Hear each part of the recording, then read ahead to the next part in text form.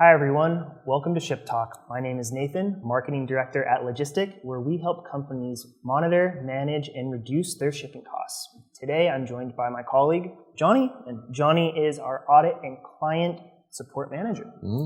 So Johnny, today we're going to be talking about the Lojistic Refund recovery process. Hi. I know it's something that is near and dear to your heart. So you've been knocking at my door for weeks now saying, when are we going to talk about it? Right? And here we are. Finally, we're here. It's arrived. So first, before we jump into it, tell me a little bit more about your role at Lojistic and how it relates to our refund recovery process. Sure. So my role is basically to oversee and manage both our client support and audit recovery team. So basically just making sure that all of our clients' requests and needs are met, and to also make sure that the audit recovery process is running smoothly. Okay, so let's talk about that refund recovery process. What is the first step that Lojistic will take to try and make an attempt to secure credits for our clients? The first step that we usually take is after we've identified the carrier invoice errors, well, basically the first recovery step is to file through the web. And that's through both the UPS and FedEx carrier websites. And basically we'll electronically try to file for those credits and see if we can secure them that way. Okay, so if that is unsuccessful or for whatever reason they push back, what's the next step? The next step after that is the IVR. That's the Interactive Voice Response System. So basically we will call UPS and FedEx through automation and basically try to file the credits through that means. Okay, so I guess I'm going to have to ask the same question again. If that doesn't work, do we take another step or do we just say, hey, this is impossible? No, we do take another step. Okay. And so the final step we do is we actually send that shipment or that invoice error to the live audit recovery team. And basically it's their job to actually call the carrier and to basically to persuade them to give us that credit for that invoice error. Okay, excellent. And how many attempts do we make with that live operator option?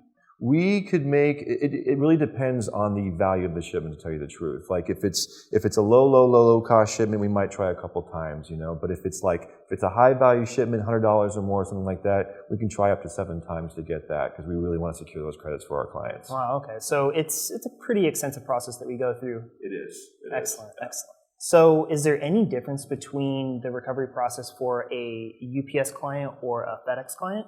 Or is the process fairly similar? It's fairly similar. Obviously, we have to, use different websites, call different numbers, things like that. It's fairly similar, I would say. There's a couple audit points that are different between FedEx and UPS. For example, late fee audit. So FedEx doesn't charge any late fees if you pay your invoice late, where UPS does. Okay. So obviously, UPS is the carrier that we would reach out to try to recover those late payment fees. You know what is one of the best things about chatting with you is now we just have another topic that we can talk about later on. The different audit points between the two carriers. So you're doing my job for me. I like that. So I'm going to ask you a little bit of a vague and or tough question. Okay. Okay?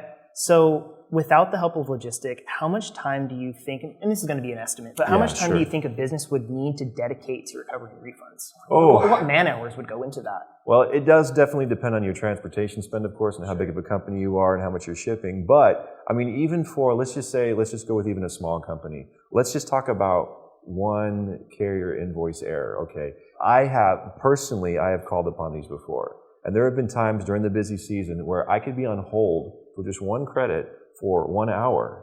Sometimes those hold times are so long for both UPS and for FedEx. And then when you finally get on the phone with somebody, then you have to start the process of basically persuading them to give you that credit. And that can take, 10 to 20 minutes at a time. So it can take a lot of time. One credit could take up to an hour and a half. It could be much quicker. It could be 5 minutes, but it can certainly take up to an hour and a half as well. So you need all the information at your disposal. Yep. You need persistence. Yep. You need patience, and you need the ability to persuade. It sounds like. Indeed. Okay. Well, that's a lot of skills rolled into one. It is. It is.